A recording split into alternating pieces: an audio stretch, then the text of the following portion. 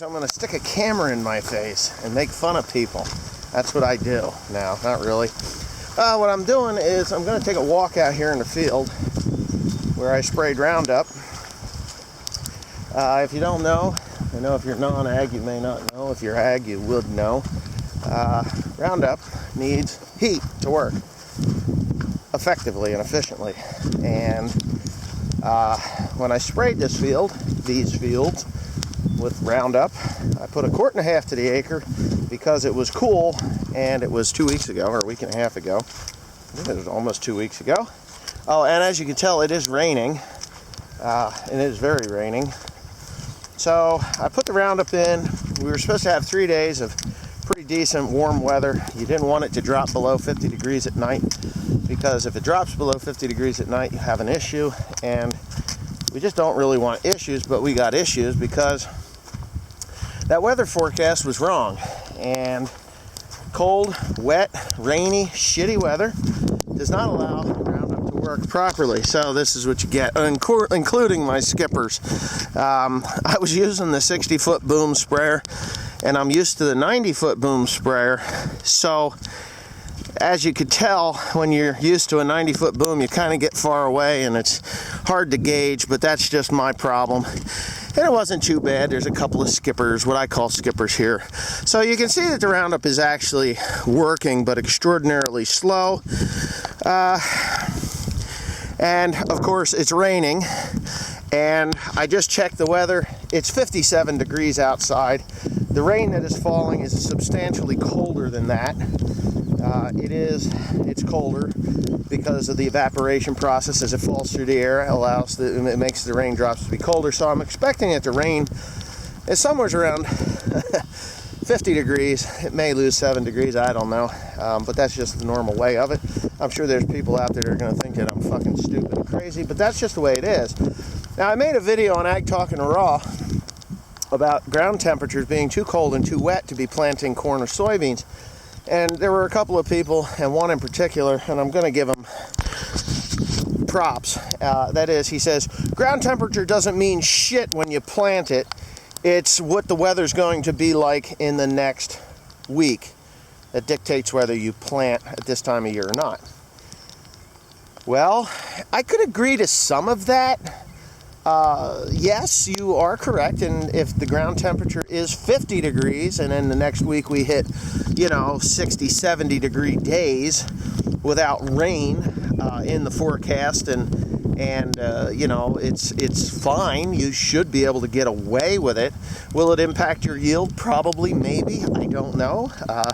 In this ground that I'm standing on right now, if I put corn in the ground 3 days ago and it was 50 degrees, that corn would be sitting in the ground for the next 2 weeks. It would never even come up. Because I guarantee you, if I had a thermometer with me, which I left it in the shop there, but if I'd have stuck the thermometer, which I wish I'd have brought it out here now, if I stick the thermometer in the ground, this ground is not 50 degrees. It isn't 50 degrees. Last night it was below 50 degrees. It is 57 right now with rain that is falling at a rather phenomenal rate. We've had an inch of rain since yesterday. It's been pouring. And this is heavy clay soil. I'm going to show you. It is clay. It is saturated. It is a fucking muddy ass mess. And, it kind of crumbly looking stuff, but it isn't. It's so saturated and it's sticky and gummy. So if I put corn or soybeans into this ground, like some of my neighbors are doing, kudos to them, I guess, if that's what they want to do. They want to take that huge risk. On the 1st of May, when I saw them out there first, and it rained that morning. I'm not in their fields. I know some of the fields that they were in because I farmed them at one time. And I know where the wet spots are, and I know the mud in the road indicates that they were in the mud. And those poor soybeans are going to rot in the ground. There is no treatment on soybeans that is going to keep them from rotting when you have weather like this. So, for the guy that told me that I'm an idiot and weather conditions don't mean shit on the day that you plant, you, my friend, are a fool. And I can call you a fool because I have experience in this. This is not my first trip to the rodeo. So, good luck with your farming activities. I saw that the Millennial Farmer had put corn in the ground. He had snow just a few days before, and now he's got rain. And I could tell in his video, and I like Zach, and I think he's a roll the dice kind of a guy. And for the amount of acres of corn that he's got to get in the ground, corn and beans he's got in the ground, he threw 150 acres of seed in the ground, and it's rainy and shitty, and I could tell there was worry in his voice that he may be going to have to replant. Okay, that's fine. He rolled the dice. Maybe he's won, maybe he's lost. I don't know. How cold is that ground? How cold is that weather? He was in a t-shirt, so, you know, heat and rain make grain. That's generally the consensus, but he's in Minnesota, and that weather's different than it is here. I think he's in clay soils. I know he's in wet soils because of all the tiling that they do. You know, polluting streams and rivers with tiling. I thought that was a great video that he did. He actually got pretty wound up over that, you know, when that article came out in the paper. And I do watch all of Zach's videos because he's very informative and a great YouTuber. I really like his videos, you know. I am more of a quick and dirty YouTuber, as you know, and some people don't like me because I have a foul mouth and I'm opinionated and I just say it as it is and how it is. But there's a lot of people that do like it, so I will continue that way. I'm not going to change for the few that don't like me. And I'm not on YouTube to make $1 million or even have sponsors or whatnot, as you can tell by my videos on Blaster and on WD-40. You want honesty, you come to the right guy. You want a snow job, go over to somebody else's channel, and that's okay. But I did see Zach, the Millennial Farmer, using WD-40 products. That was the best way to advertise their products. Instead of standing up and saying, hey, this is the best shit on earth, just use it. Because if it works, you'll see that it works. I'm sorry about the wind. At this field, it's actually worked quite a bit. I am getting some resurgence here. I did not put a residual in this because it will be chisel plowed and disked and worked the traditional manner, and all those weeds will get like plowed under, and my residual herbicide that I'm going to be using should take care of those weeds before they ever come back. So, and I do have a recovery program of Liberty or Ignite, or I forget the other generic name. I'm using generics. No point in making Bayer any richer than they are, or Monsanto, which they're no longer, I guess, maybe, who knows. But anyways, that's just me, and this is just the crop report. So if you've got seed in the ground and your weather looks like this, and your ground has water running off of it, and it's cold like 40 degrees, chances are your yield is already impacted in a negative way, and you've cost yourself by jumping the gun. And jumping the gun, if you don't know what jumping the gun is, jumping the gun came from World War I, when people would jump the gun. They'd be firing their machine guns and told to charge without waiting for the machine gun fire to stop.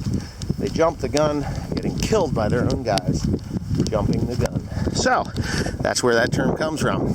Anyway, I'm not jumping the gun. I am behind. I do feel the pressure of getting this taken care of, at least chisel plowed, which I can do. It's dead enough, right? Probably going to have to come in with Liberty and smoke it off later. But look at this. I mean, look at this. Could you imagine if I'd have worked this ground up, put the seed in it, and then had this pounding, cold, wet rain on top of it in this area? I had a great uncle, and he called this June ground. And I agree with him. Uncle Roy, my grandfather, Jim Pouch, they were smart and good farmers. And if you plant too early in soil types that are marginal, you will only lose. So use your brains. Don't jump the gun. Don't go in the field and start putting seed in the ground just because your neighbor, who may not have the patience of Job, you know, and you know, the patience of Job. Job had patience. He certainly did. But do your jobs, do it right, or don't do it at all. And those are the words of wisdom from OLF today. Master corn growing. So, I'm not a master corn grower, that was just a joke. So anyways, I'm out of the field. I'm a little bit wet. And I think I'm just gonna go home. I just got done taking a load of hay. That just took me 6.5 hours to do. And really, I don't have the steel to work on the baler right now. God, what the hell is that noise? Sounds like people talking. Anyway, yeah, maybe somebody left a radio on. Anyway, yeah, I don't have the steel to do this. Cody was supposed to go down and get it yesterday, but he had to take his son to his aunt's house. I keep hearing that. What the hell was that? That was up the loft and mean. Sounds Timothy will put his little radio up top here.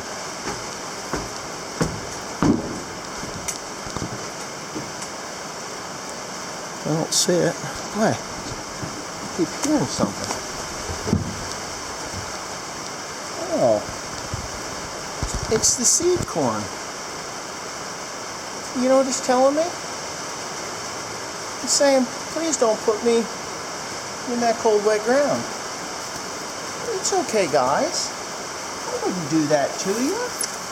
It's alright. I'll wait till the weather's right and the ground is warm.